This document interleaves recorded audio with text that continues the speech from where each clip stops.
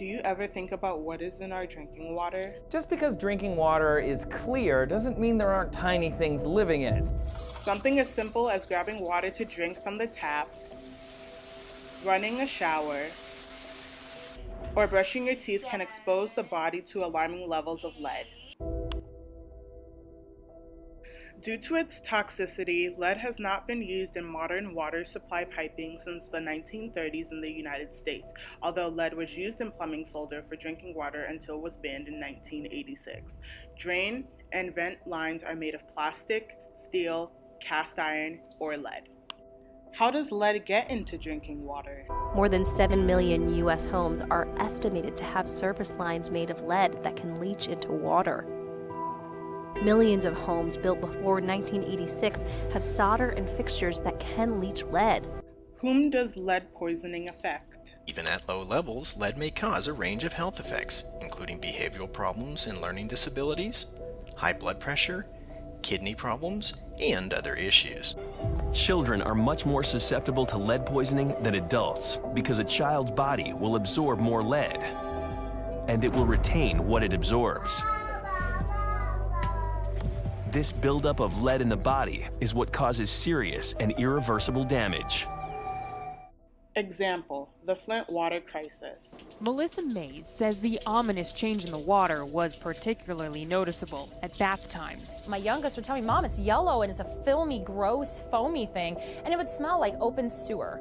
But we were being told we're still getting used to the new system. It's safe, it's okay. But it wasn't okay, far from it.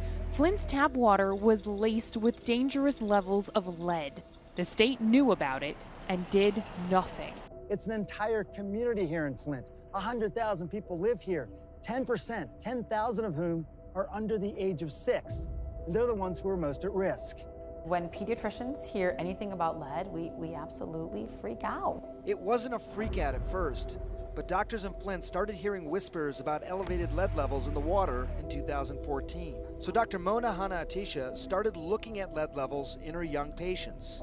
And what she found was shocking. The percentage of children with lead poisoning doubled in the city of Flint. And in some neighborhoods, it actually tripled. This can no longer be a reality. Who's tired of this? Who's tired of trying to fight for human rights? Who's tired of not being able to turn on your faucet and drink water? Who's tired of having to pay water so you can have something to drink in your house? We are. Who's tired of having to heat up your water so that you can take a bath? We are. What is the EPA doing? More than 18 million Americans are getting their drinking water from systems that have violated federal lead rules. Not only does the EPA know about it, they've done almost nothing to enforce their own regulations.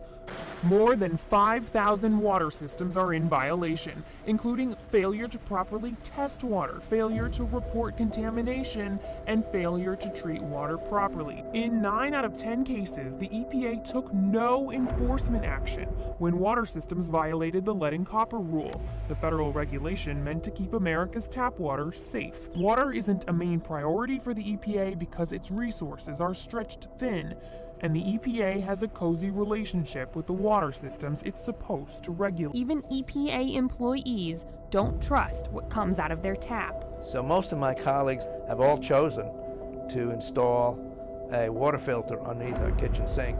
But you're saying that people who work at the EPA are buying water filters because they aren't confident in the quality of their tap water? Yes. What can the EPA improve? Revise the Clean Water and Safe Drinking Water Act, eliminate lead pipes and solders. Lead was sometimes used in household plumbing materials or in water service lines used to bring water from the main to a home or building. A prohibition on lead in plumbing materials has been in effect since 1986. The lead ban states that only lead-free pipe, solder, or flux may be used in the installation or repair of public water systems or any plumbing in a residential or non-residential facility providing water for human consumption, which is connected to a public water system. However, even lead-free plumbing may contain traces of lead. proper regulations instead of relying on voluntary sources. Insert new testing requirements. Encourage communities to participate in water upkeep.